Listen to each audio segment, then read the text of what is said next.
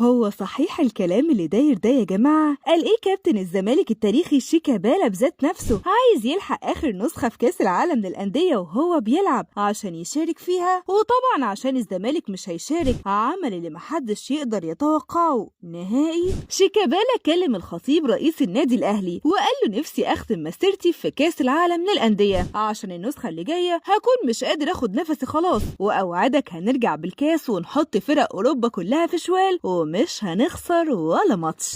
الخطيب رد عليه وقال له ما احنا لو خسرنا وطلعنا بفضيحة هتبقى أسوأ نهاية يا شيكابالا ليك، وهتلاقي جمهور الأهلي والزمالك هيستلموك سوا تريقة، وهتبقى أول حاجة يتفق عليها الجمهورين. هو اللي ناسي هم عملوا ايه في عصام الحضري لحد دلوقتي؟ سيبني دلوقتي يا شيكابالا وانا هدورها في دماغي، انت لاعب عالمي واكيد لازم استفاد منك. الخطيب فكر في فكرة جهنمية وقال له انا هحطك مكان بيرسي تاو ومحدش هياخد باله، كده كده الواد حالق شعره وشبهك وانت بتجري والناس هتبقى قاعدة مفكرة ان بيرسي تاو هو اللي بيلعب. راح شيكابالا قال له طيب وبيرسي تاو الحقيقي هنعمل فيه ايه؟ ده ممكن يفضحنا ويقعد يتصورج ويلم علينا الناس. قال له دي تفوتني يعني، ما احنا هنودي بيرسي تاو الزمالك كأنه انت، وكده كده مش هيحس بفرق لانه هيقعد على دكة الزمالك زي ما كان قاعد على دكة الاهلي. وكمل الخطيب كلامه مع شيكابالا وقال له انا هلعب اللعبة دي عشان نيتي خير واخليك تشارك في اخر كاس عالم للأندية هتحضره وانت بتلعب، بعد كده هتشوفه على القهوة زيك زي اي حد وربنا يستر وما نتقفش. شيكابالا رد عليه وقال له بحبك يا خطيب، طال عمرك صاحب واجب وابن اصول يا كابتن بيبو، وانا عشان عارف انك بتحبني كلمتك وطلبت منك الطلب ده عشان بعدها اعتزل واتجه للتدريب واطلع لعيبه صغيره تشيل 6 من الاهلي ونكمل مسيره النادي. شيكابالا قفل المكالمه مع الخطيب